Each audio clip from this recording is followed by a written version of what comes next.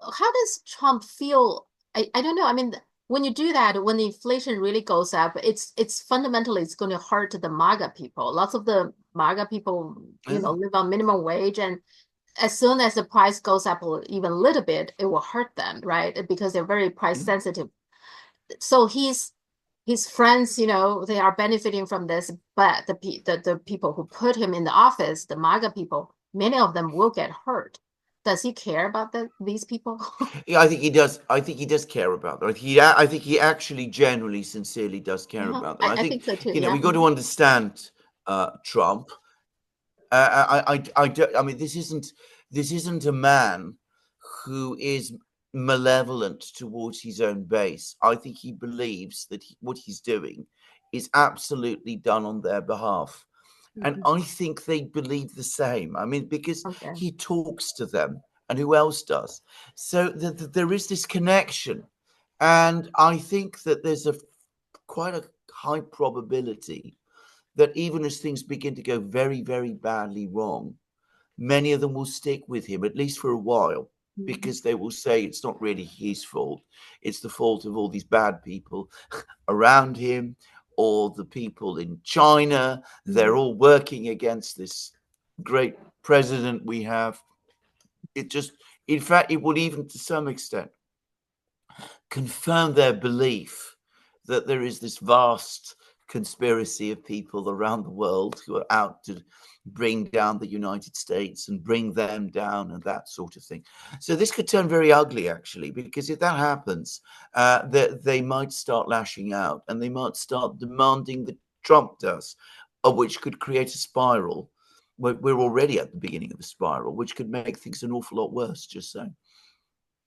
You think there's going to be a black market, smuggling things? Because Oh, right now, yeah.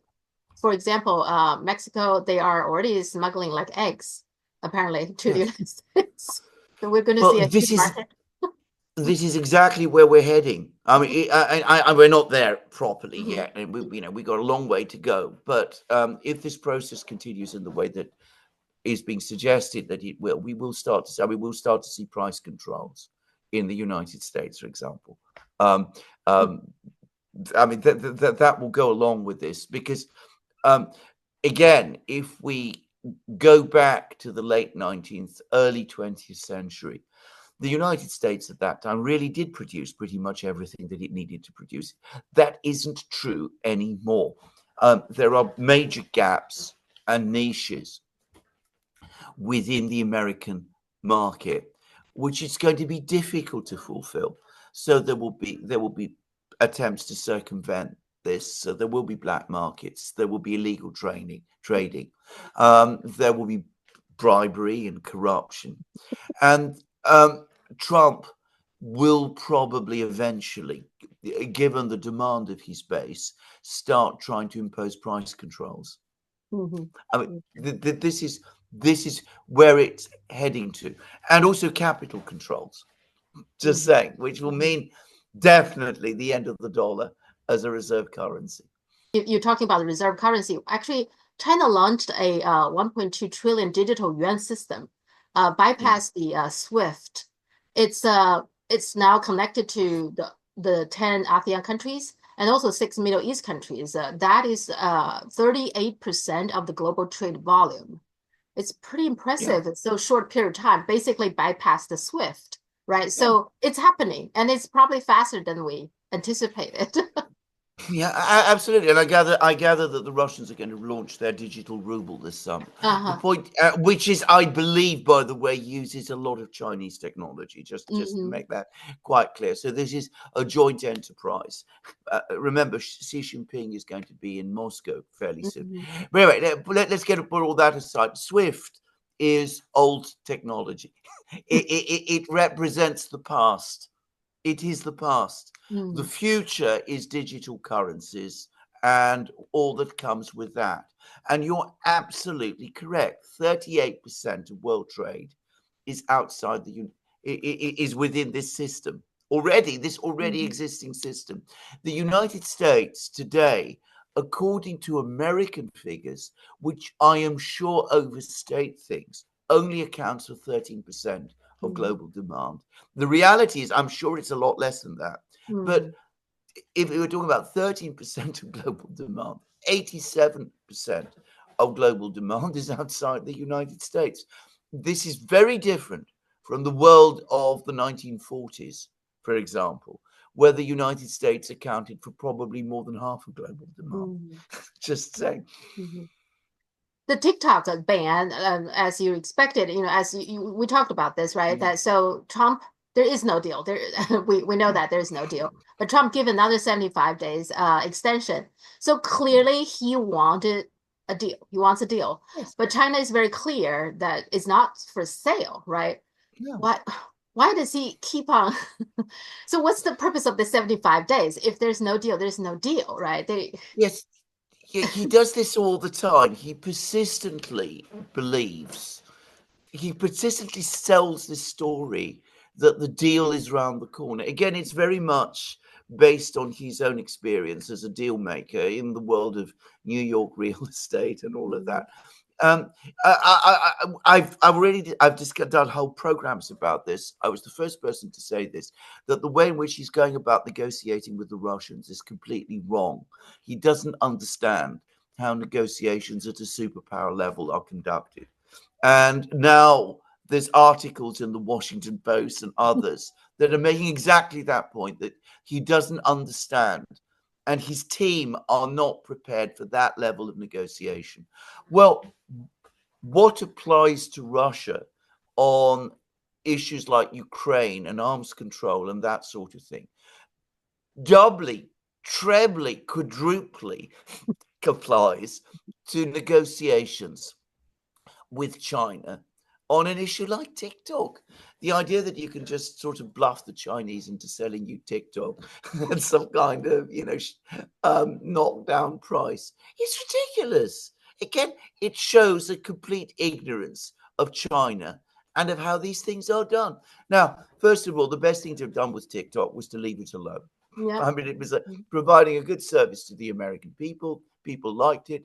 There was no possible national security threat. The whole idea is ridiculous. It's Mhm. just an app Yeah. and a successful one. I mean, that was the first thing to say.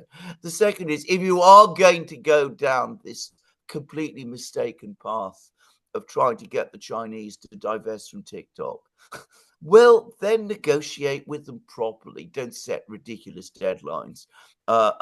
Speak to the people in the relevant ministries in Beijing, the owners of TikTok in China. Try Mhm. to begin a proper negotiation.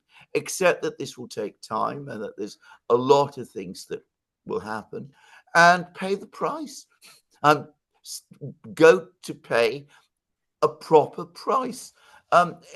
Seizing it, which is basically what they've done, and then trying to get the Chinese basically to cough up and accept that they're going to have to accept some sort of uh, um, you know low price or absurd price. It's basically a pirate raid Mhm. in Mhm. which the victim uh, um, um, you know signs off on the loss of his goods. Now that's not going to work with China. It might work in the world of real estate, where in New York, which is a pretty cutthroat and brutal business, but it doesn't work with a player like China. Mhm.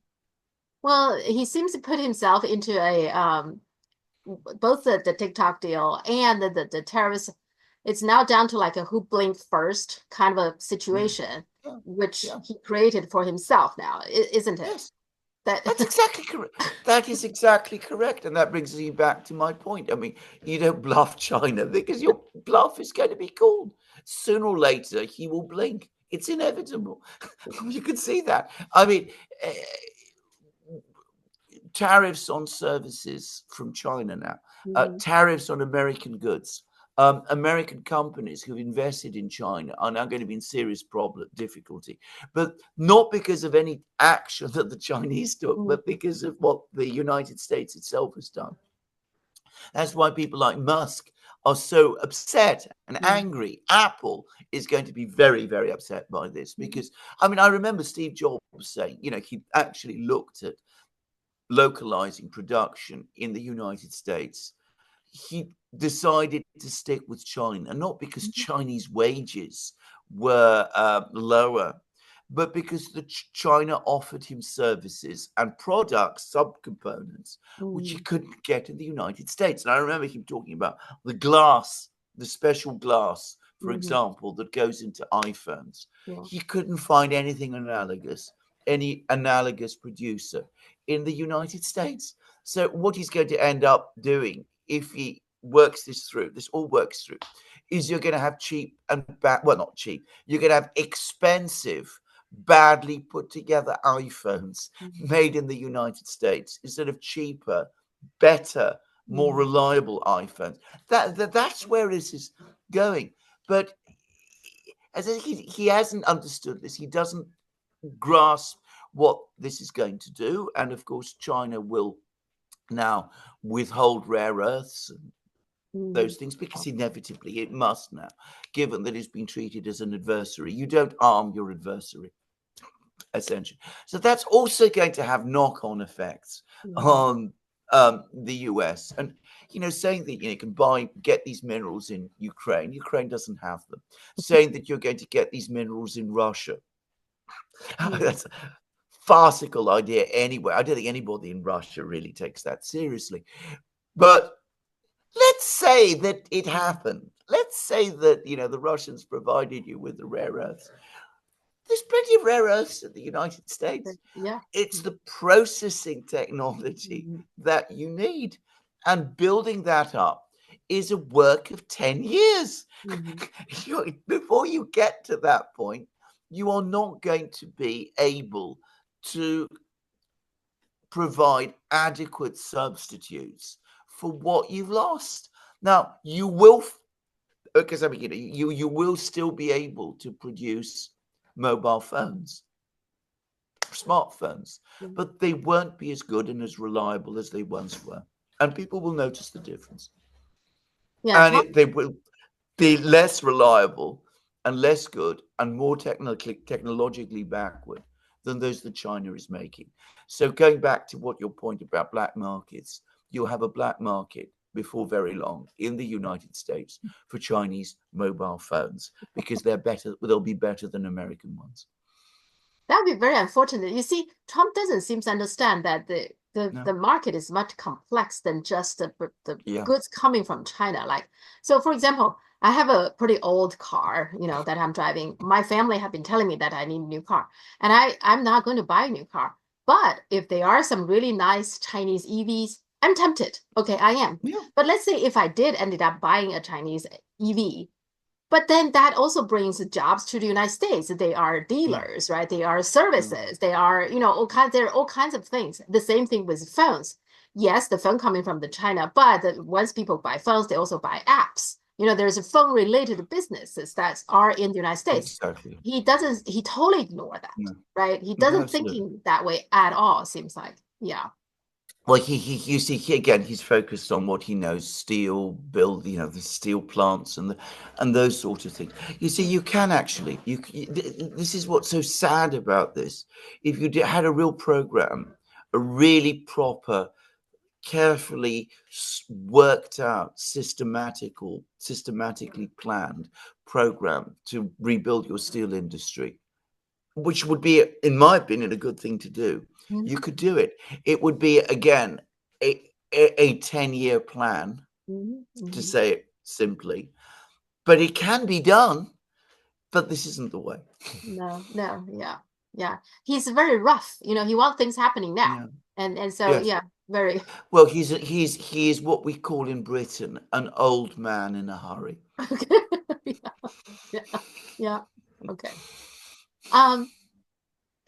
He also regarding the negotiation with Russia. So what is going on there? At one point, he threatened Russia that he's going to have Yeah. introduced talking about tariffs, secondary tariffs, if there is no ceasefire, like next month or something. Um, what he already said he already I think already introduced the secondary tariffs for Venezuela oil or something. So that's Yeah. another tariffs area that he's working on. Seems like. It's not Yes, enough. he's already. I mean, first of all, that was an absurd threat anyway. The Russians aren't going to pay any attention to something like that. They regard that as a bluff, also. But Okay. he's already killed that whole idea because China now is becoming the major buyer of Russian oil, Hmm. overtaking India, and he's already imposed these massive tariffs on China. Yeah. So what is he going to do? I mean, he's going to impose even more tariffs on top of the tariffs that he's already put on. He doesn't want to do that Uh-huh. because he wants. I think this is now becoming increasingly clear. He wants to deal with the Russians. He wants to deal with the Russians so that he can go into Russia, build up, buy their rare earths. As I said, he Mhm. doesn't seem to understand that the processing is the thing that takes time, and that's the really, really important thing. But he wants all of that, and he wants that deal. But at the same time, he can't make the kind of concessions without which the deal won't be made. So the Mhm. result is we have no actual negotiations underway. I think this is the thing to understand about this. If we're talking about Ukraine, there are no negotiations about ending the conflict in Ukraine. There was a brief talk about a ceasefire. That's all gone. I Mhm. mean, nobody, as far as I can see, seriously believes there's a ceasefire going to happen. The Mhm. Russian army has just gone on the offensive. They're at the beginning of what looks to me like a 9-month, 10-month offensive, and it's already gaining ground. And quite probably, by the time this offensive has ended, quite possibly, there will be no Ukraine left, just to say. I mean, things are moving on the battlefronts quite fast. But put all of that aside, there are no substantive discussions about Ukraine at the moment. There are some discussions going to happen in Istanbul in a few days Mhm. about how to sort out the American embassy in Moscow and the Russian embassy in Washington, and that's a good thing. And that's it. That's it. That's Mhm. that's about all we have at the moment. Because again, he didn't develop a realistic negotiating strategy. Mhm. His idea of a deal is one in which the other side gives you what you want and you don't give back anything.